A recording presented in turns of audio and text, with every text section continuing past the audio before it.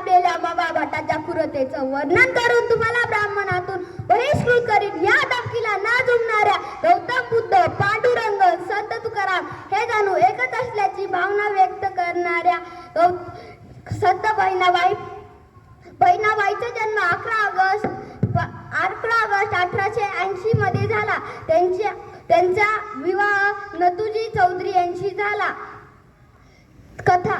त्यांना 2 मुले व 1 मुलगी होती. त्यांना लहानपणापासूनच कथा कीर्तन पुराण शिवण यात बहिणाबाई रमली होती. शेतात काम करीत असतानाही भक्तिभाव तिच्या कवितेच्या रूपाने तिच्या मुखातून बाहेर पडे. जय हिंद. थँक्यू यशराज. असे उभे शेतामध्ये पिकं उन्हावारा खाता खाता तरसत खावा जाऊ देवा भुकाला ताटात पेट वारे सुल्ला माथाट वाटी नको लागू जीवा सदा मतलावा पाठी नको लागू जीवा सदा मतलावा पाठी मन एवढा दसा खासाचा दाना मन केवढ आबायाना मी मायाना माझी माया सरस्वती मला शिकवते बोली लेक बहिणाबाईची मनी किती गुपित पेरली. Now I would like to call my friends to present a dance performance.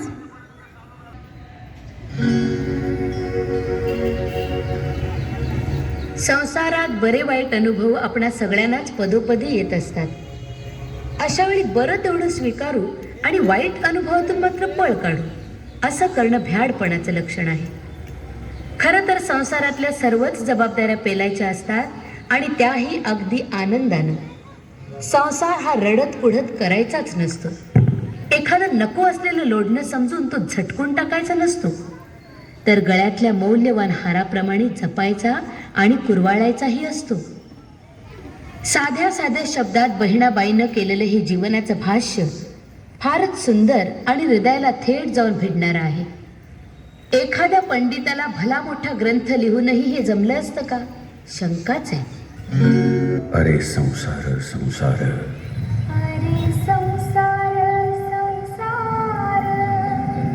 जसा तवा चुल्यावर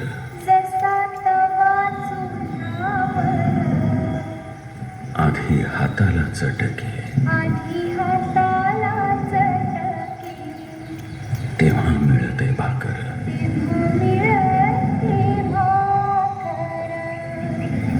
अरे संसार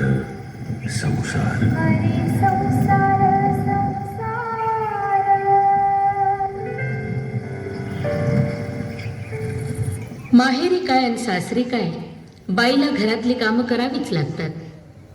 सासूरवाशीण बहिणाबाई सुद्धा पहाटे उठून कामाला लागायची. घरोटं मांडून दळायला बसायची.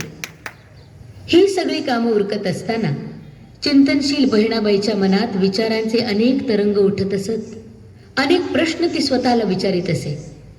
प्रश्न म्हटलं तर गमतीचे, म्हटलं तर फार महत्वाचे सुद्धा. घरघर करणाऱ्या वस्तूला घरोटच म्हणायला हवं, जातं काय म्हणून म्हणायचं?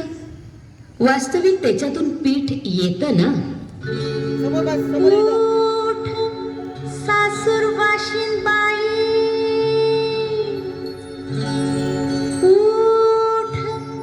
सासूरवाशीण बाई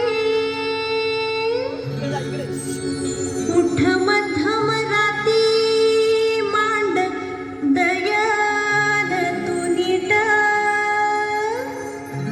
मांड दयन तू नीट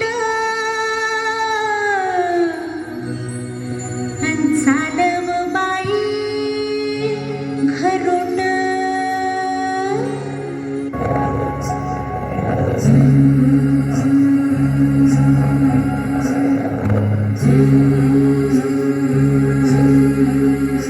देवा घरोट घरोट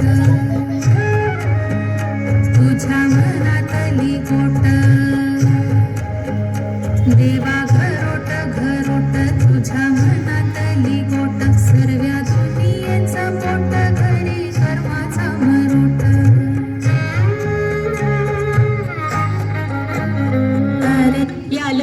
प्रतिभावान कवयित्रीनं आपल्या रामाचं स्वरूप दिसलं. ती म्हणायची, देव कुठं वेगळा का असतो? लहानशा फुलात तो कोमल होऊन राहतो, तर एखाद्या मातीच्या ढेकळा तो कणखर बनतो. या विविध रूपातला देव पाहणारी सूक्ष्म दृष्टी तिच्याजवळ होती. आपल्याला बिया जमिनीत रुजलेल्या दिसतात, तिला त्या निजलेल्या दिसतात. आपण म्हणतो, बियाणं फुटून पहा कसे कोंब आले आहेत, तर बहिणाबाई म्हणते, शेताच्या अंगावर पहा कसे शहारे आले आहेत. अशा प्रकारे तिची प्रतिभा अशी अनेक दृश्य फार निराळ्या पातळीवर घेऊन जाते.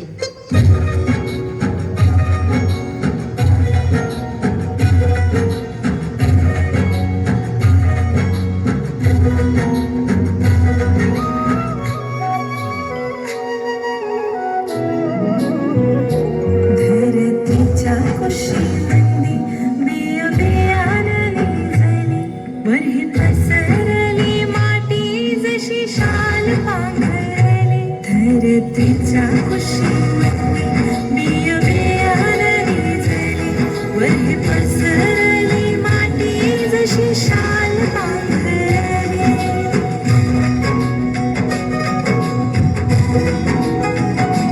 धरतीच्या कुशीमध्ये बिया बियाणे झाली, वरी पसरली माती जशी शाल पांघरली.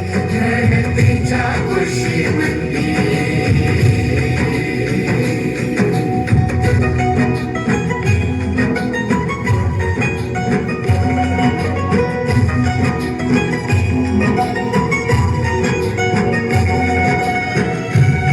बहिणा त्यामुळे निसर्गातल्या साध्या गोष्टींमध्येही काही महत्वाचा आशय भरलाय हे तिच्या लक्षात येत असे.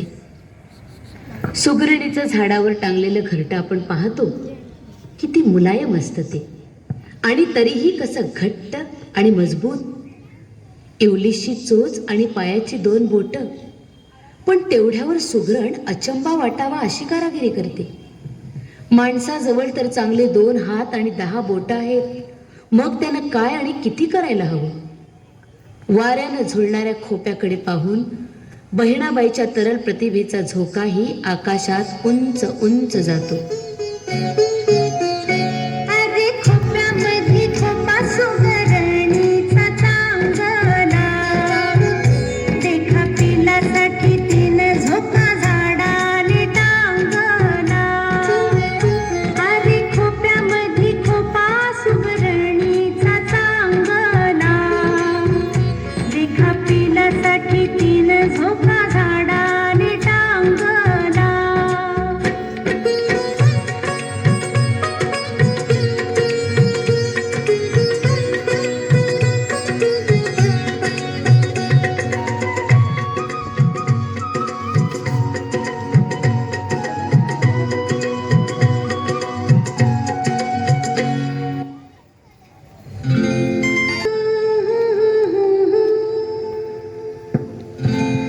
माझी माय सरस्वती. बहिणाबाईची गाणी म्हणजे खानदेशी वऱ्हाडी बोलीतलं एक अलौकिक महाकाव्यच आहे. स्वतः निरक्षर असूनही मोठमोठ्या विचारवंत पंडितांना देखील चिंतन करायला लावणारी बहिणाबाईची कविता देखणी आहे आणि सरसही आहे, किंवा सरस आहे म्हणूनच देखणी आहे. बहिणाबाई संसारी आयुष्य जगली ती अगदी मनस्वीपणानं. आयुष्यात येणाऱ्या सर्व बऱ्या वाईट प्रसंगांना ती धीटपणानं सामोरी गेली. वाईटाबद्दल कधी कडवटपणा किंवा आक्रस्ताळेपणा केला नाही. मृदू आणि क्षमाशील राहून सुखातलं सुख ती वाढवत गेली आणि आपल्याला लाभलेल्या असामान्य प्रतिभेमुळं आपल्या अनुभवांच्या सार सर्वस्वालाच तिनं शब्दरूप दिलं. रसिकांनी तिच्या या साध्या सुध्या वाटणाऱ्या गाण्यांना सतत आणि भरपूर दाद दिली. अगदी शाळकरी अवस्थेपासूनच तिला गाणी सहज सुचायची. तिच्या घरातील मंडळींना आणि मैत्रिणींना याचं फार आश्चर्य वाटायचं. त्या तिला विचारायच्याही, बहिणी अगं तुला धड लिहिता वाचताही येत नाही, पण गाणी मात्र भराभर सुचतात तुला, कसं ग होतं हे, कोण शिकवतं तुला?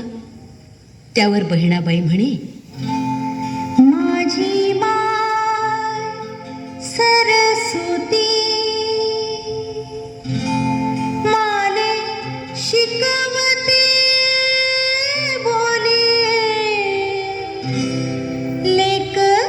बहिणाच्या मनी किती गुपित पेरली माझी माय Saraswati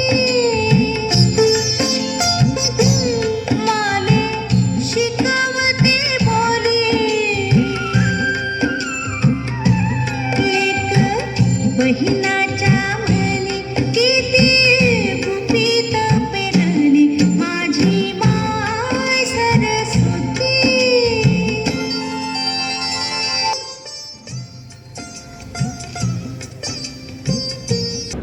Wow, what a melodious performance it was.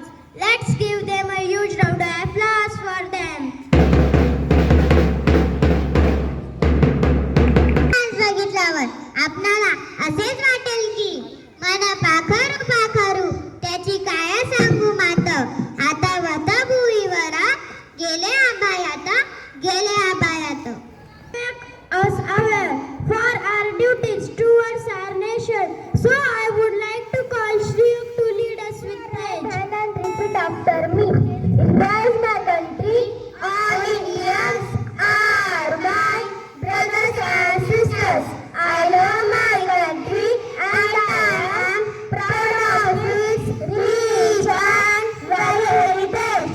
I shall always strive to be one of it. I shall give my parents, teachers and all elders respect and treat everyone with courtesy. To my country and my people, I pledge my devotion. In their well-being and prosperity alone rise my happiness. Jai Hind.